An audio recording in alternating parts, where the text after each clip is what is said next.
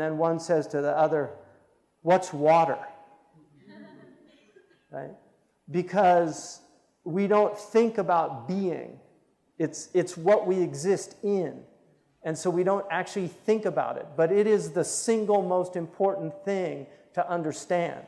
Because this thing which is being is called alam. It's called the world, the cosmos. Alam in Arabic is called ismu ala.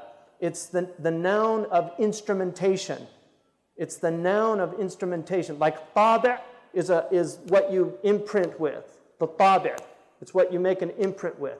Alam is what you know by. It's the instrument of knowledge. That's why it comes from ilm itself.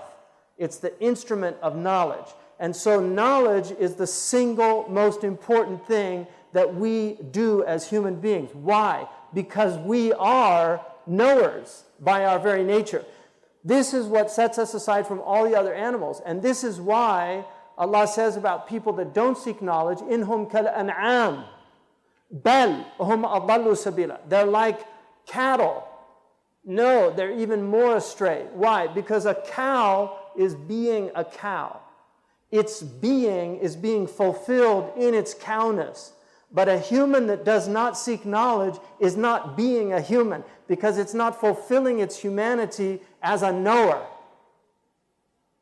This is what we are as human beings. And this is why life itself is a spiritual experience. You've got all these people, "I want a spiritual experience."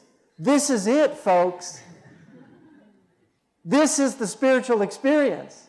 Because how are we experiencing it? With consciousness, which is not a material thing. It's a spiritual thing. We're experiencing it through the senses, but the reality of our lives are spiritual realities. We're having a spiritual experience right now by simply being conscious. You don't need, if you want an altered consciousness, there's drugs for that. That's why people take drugs, because they don't understand they're already having a spiritual experience. They don't need drugs to have a spiritual experience. You don't need to jump out of a plane to have a spiritual experience.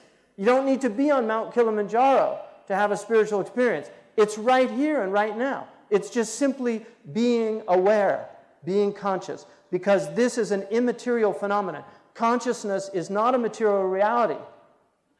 Because Allah subhanahu wa ta'ala, when He created the human being, خَلَقَهُ, right? مِن طِينٍ. He created him from طين. This is the body. It's made of mud, material matter, water and earth, which is the essential elements of this planet. Water and earth. 70% water, 30% earth. Like our bodies, 70% water, 30% earth. Allah created us min teen, right? But then He said, نَفَخْتُ فِيهِ مِن رُوحِي. I breathed into it from my ruh. So this is, when He talked about the nafs, the soul, He didn't call it teen. He said it came from His ruh. Because your soul is not a material thing. It's a spiritual thing. And it's your soul, through the vehicle of the body, that's experiencing the world.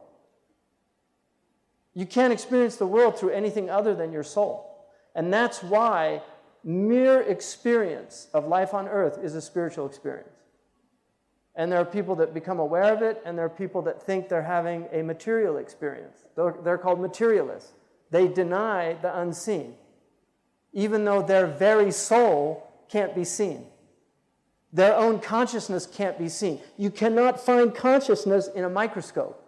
Scientists have been looking for it for a very long time, and they haven't found it. So the very thing that enables them to deny the spirit is the spirit itself. And this is why the malahida are ahmaqun nas. They're the most stupid people. They are. Our ulama have always said that those who deny the soul are fools, because they're denying the very thing that's enabling them to deny it.